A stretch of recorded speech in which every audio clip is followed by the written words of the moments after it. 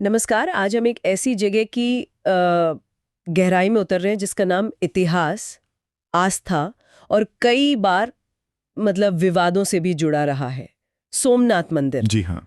हमारे पास इसके बारे में कुछ जानकारी है, खासकर विकिपीडिया के कुछ अंश हैं जो इसके सफर पर रोशनी डालते हैं। बिल्कुल। तो आज हम इन स्रोतों के जरिए ये समझने की कोशिश करेंगे कि आखिर सोमनाथ मंदिर की कहानी इतनी खास क्यों है, इसका इतिहास इतना उतार चढ़ाव भरा क्यों रहा और अलग-अलग नजरिए से इसके क्या मायने निकाले जाते हैं। जरूरी है। चलिए शुरू करते हैं इसकी सबसे जानी मानी पहचान से। इसे भगवान शिव के 12 ज्योतिर्लिंगों में पहला माना जाता है। जी, पहला ज्योतिर्लिंग। यानी शिव के खास प्रकाश रूप लिंगों में से एक।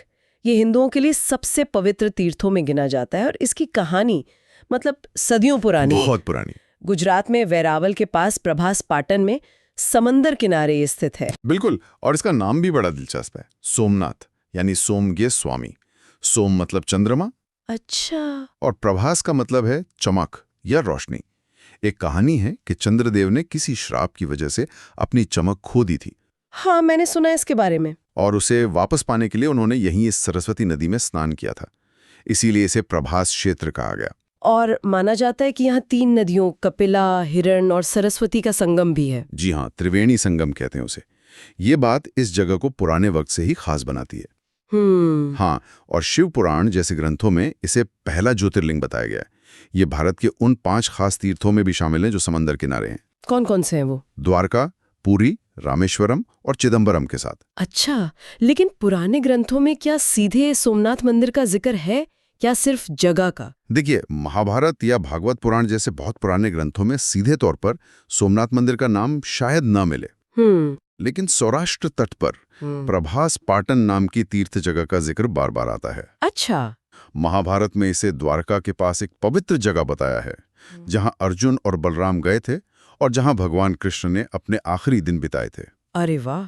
कालिदास ने भी 5वीं सदी में अपनी रचना रघुवंश में सोमनाथ प्रभास का तीर्थ के तौर पर जिक्र किया है। तो साहित्यिक सबूत तो पुरानी तीर्थ स्थली की तरफ इशारा करते हैं, लेकिन यहाँ एक पेंच है ना? हाँ, पेंच तो है। पुरातात्विक खुदाई यानी जमीन खोदकर जो सबूत मिले हैं, उनमें 9वीं या 10वीं सदी से पहले के किसी मंदिर के पक्के निशान नहीं मिले हैं। जी, ये बात है। जबकि प्रभास पाटन में बसावट तो सिंधु घाटी सभ्यता के समय लगभग 2200 ईसा पूर्व से ही थी। ये वाकई एक क्या कहते हैं उलझन वाली बात है।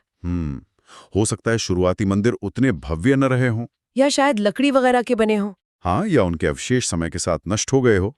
जो भी हो, पहले मंदिर के बनने की एकदम सही तारीख पता नहीं है। अंदाजा यही है कि पहली सहस्त्राब्दी की शुरुआत से 9वीं सदी के बीच कभी बना होगा। कुछ इतिहासकार मानते हैं कि चालुक्य सोलंकी राजा मूलराज ने शायद 997 ईस्वी से पहले यहाँ पहला मंदिर बनवाया। हाँ, या शायद किसी छोटे मंदिर को बड़ा रूप दिया, ये भी कहा जाता है। और 9वीं सदी में गुर्जर प्रतिहार राजा नागभट्ट द्वितीय के भी सोमेश्वर यानी सोमनाथ आने का जिक्र मिलता है। जी, मिलता है। और फिर आता है इतिहास का वो बड़ा मोड़, 1026 ईस्वी, महमूद गजनवी का हमला। हाँ, तुर्क शासक महमूद गजनवी। कहा जाता है कि उसने मंदिर पर हमला किया, ज्योतिर्लिंग को तोड़ा और करीब 20 मिलियन दीनार की लूट की। काफी बड़ी रकम है ये तो उस जमाने के हिसाब से। इस हमले की पुष्टि कैसे होती है? क्या समकालीन स्रोत है? हाँ हैं।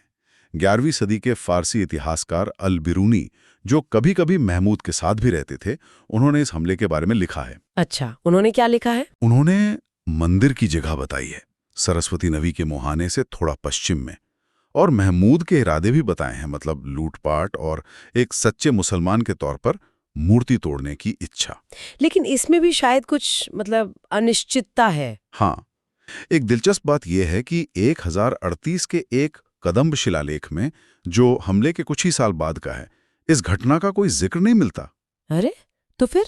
इससे कुछ इतिहासकार ये अंदाजा लगाते हैं कि शायद मंदिर पूरी तरह नष्ट न हुआ हो, बल्कि उसका अपमान किया गया हो और उसकी मरम्मत जल्दी हो गई हो। ये पूरी तरह साफ नहीं है। यहीं से कहानी और गहरी हो जाती है ना। एक तरफ महमूद का हमला, हाँ, और उस हमले ने उसे फारसी इतिहास में एक तरह से इस्लाम का हीरो बना दिया। सोमनाथ का टूटना इस्लामी इतिहास में मूर्ति भंजन की कहानियों का एक अहम हिस्सा बन गया। और दूसरी तरफ उधर फारसी तरफ जीत की गाथाएं बनी तो इधर हिंदू पक्ष में दोबारा खड़े होने, मंदिर बनाने और प्रतिरोध की कहानियां पैदा हुई। एक तरह से दो अलग अलग नैरेटिव बन गए। बिल्कुल। बाद के तुर्को फारसी कहानियों में इस हमले को लेकर काफी कुछ जोड़ा गया, जैसे वो 50,000 भक्तों के मारे जाने की बात। हाँ, वो तो शायद बढ़ा चढ़ा कर है। कई इतिहासकार उसे बढ़ा चढ़ाकर बताया गया मानते हैं, लेकिन इस घटना ने सोमनाथ को एक प्रतीक बना दिया, एक तरफ जीत का, दूसरी तरफ प्रतिरोध और आस्था का। और इसके बाद तो मंदिर के बनने और टूटने का एक लंबा सिलसिला चला। हाँ, ये चक्र चलता रहा। जैसे 1169 के एक शिलालेख के मुताबिक चालुक्य राजा कुमारपाल, हाँ, 1143 से 72 तक थे वो जी, उन्होंने भाव बृहस्पति नाम के एक पाशुपत तपस्वी, मतलब शिव के पाशुपत पंथ को मानने वाले एक संत के कहने पर पुराने लकड़ी के मंदिर की जगह पत्थर का शानदार मंदिर बनवाया, जिसमें कहते हैं रत्न जड़े थे। लकड़ी से पत्थर का, ये तो बड़ा बदलाव था। लेकिन फिर हमले हुए। हाँ, फिर हमले हुए। 1299 में दिल्ली सल्तनत के अलाउद्दीन खिलजी की फौज ने उलुग खां के नेतृत्व में गुजरात पर हमला किया और मंदिर को फिर लूटा। यहाँ भी कोई कहानी है क्या मूर्ति बचाने की? हाँ, एक कहानी का जिक्र आता है कानड़देव प्रबंध जैसे बाद के ग्रंथों में कि जालोर के राजा कानड़देव ने मूर्ति को बचा लिया था। लेकिन क्या उस समय के लेखक भी यही कहते? नहीं, यही पेंच है। उस समय के लेखक जैसे अमीर खुसरो और बर्नी वो लिखते हैं कि मूर्ति को दिल्ली ले जाया गया और मुसलमानों के पैरों तले कुचलने के लिए फेंक दिया गया। तो फिर सच क्या है? दो अलग बातें बिल्कुल। कहना मुश्किल है। हो सकता है खिलजी की सेना कई मूर्तियां ले जा रही हो और कानड़देव ने उनमें से कोई एक बचा ली हो, या ये भी हो सकता है कि ये कहानी बाद में गढ़ी गई हो, मतलब प्रतिरोध की भावना जगाने के लिए। समझ आता है। और ये सिलसिला जारी रहा, मतलब लूट और पुनर्निर्माण का। हाँ, जारी रहा।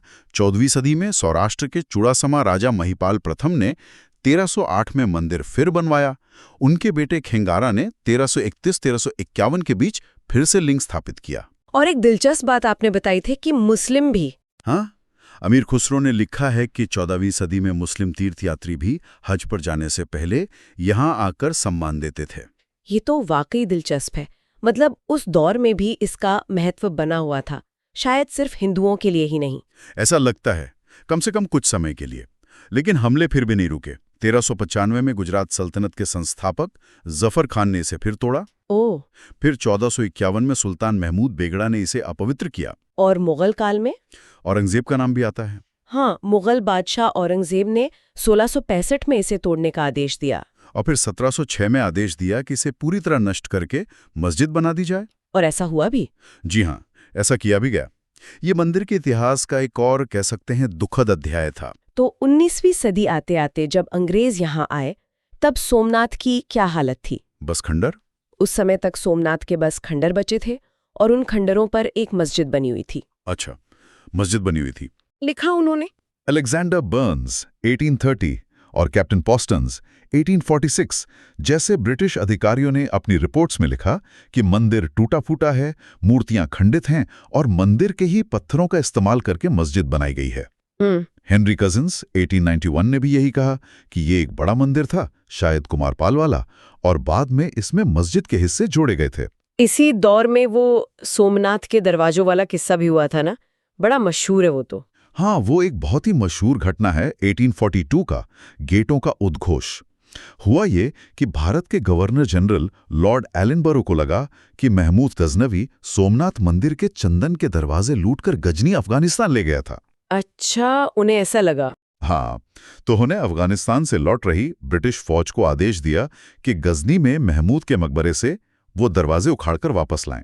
एक तरह से राष्ट्रीय अपमान का बदला लेने जैसा। और वो ले आए? हाँ, जनरल नॉट सितंबर 1842 में कुछ दरवाजे ले भी आए। तो क्या वो सच में सोमनाथ के थे? नहीं, यही तो मजेदार बात है।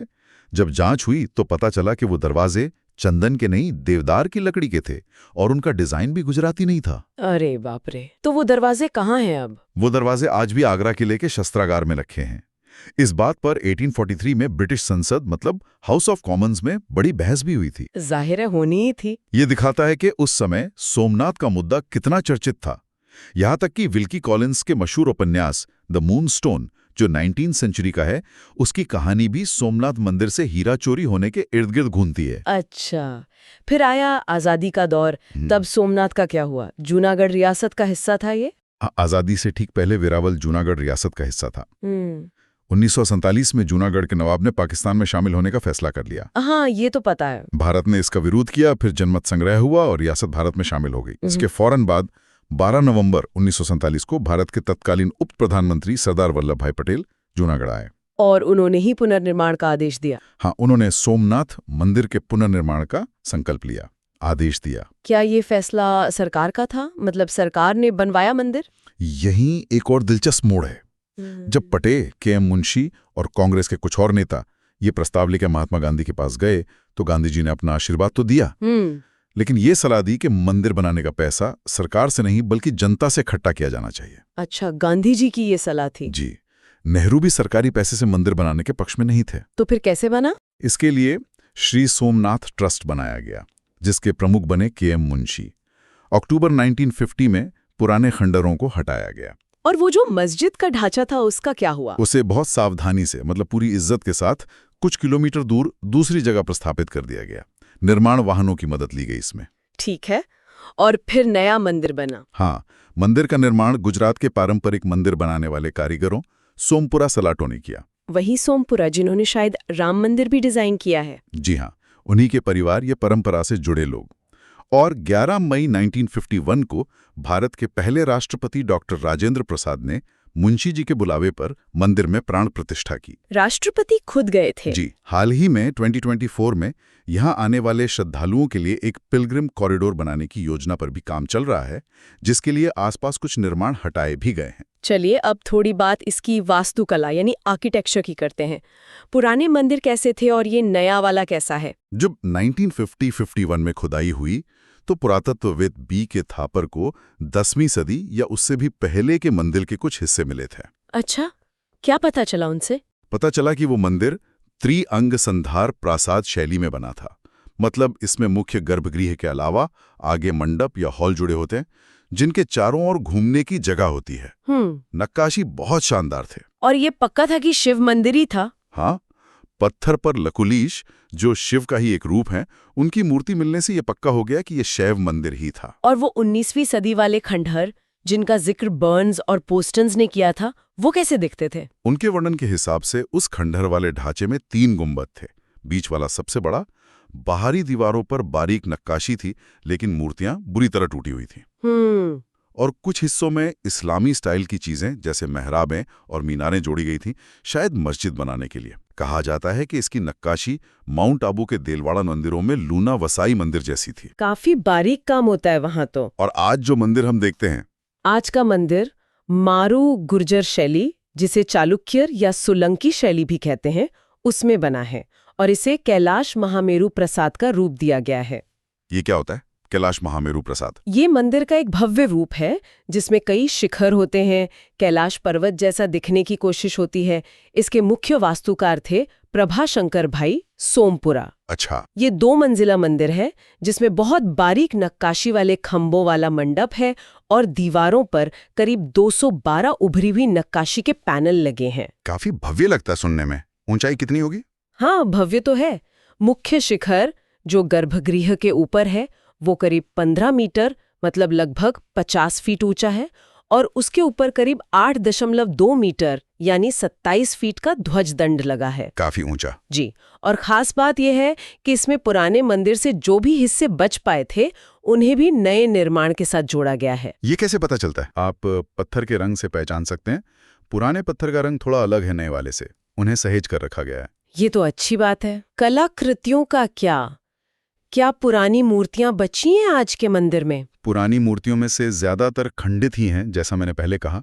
खासकर दक्षिण पश्चिम हिस्से में कुछ पुरानी कलाकृतियां देखी जा सकती हैं। जैसे कि? जैसे एक नटराज यानी तांडव करते हुए शिव की मूर्ति है, हालांकि उसके हाथ कटे हुए हैं और चेहरा भी बिगड़ा हुआ है।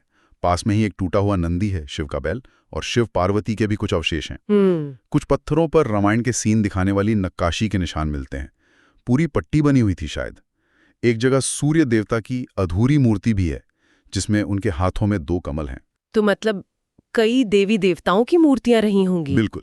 इससे पता चलता है कि पुराने नष्ट हुए मंदिर में बहुत से वैदिक और पौराणिक देवताओं की मूर्तियां रही होंगी। तो ये तो हुई इतिहास और बनावट की बात, लेकिन सोमनाथ सिर्फ एक इमारत नहीं है, ये एक प्रतीक भी है ना? इसकी विरासत को कैसे समझा जाए? बिल्कुल, ये समझना बहुत जरूरी है और शायद सबसे जटिल हिस्सा भी यही है। सोमनाथ की कहानी अलग अलग लोगों के लिए अलग अलग मायने रखती है। कैसे? जरा विस्तार से बताएं। जैसा कि हमें मिले स्रोतों से पता चलता है, ईरानी या फारसी नजरिए से देखें तो महमूद गजनवी द्वारा सोमनाथ का विध्वंस उनके लिए एक धार्मिक जीत और कह सकते हैं ईरानी पहचान के दोबारा उभरने का प्रतीक बन गया। अच्छा। फारसी साहित्य में सदियों तक इसे एक बड़ी कामयाबी के तौर पर याद किया गया। उन्होंने सोमनाथ को पौराणिक अरब देवी मनात से भी जोड़ा, जिसके बुत तोड़ने को भी इस्लाम की जीत माना जाता था। तो उनके लिए ये एक गौरव का क्षण था। और भारतीय या हिंदू नजरिए से? वहीं भारतीय या हिंदू नजरिए से सोमनाथ उनकी विरासत, विदेशी ताकतों के हाथों हुए उत्पीड़न और धार्मिक कट्टरता, खासकर महमूद गजनवी और औरंगजेब के समय जो हुआ, उसके खिलाफ उनके संघर्ष और टिके रहने का प्रतीक है।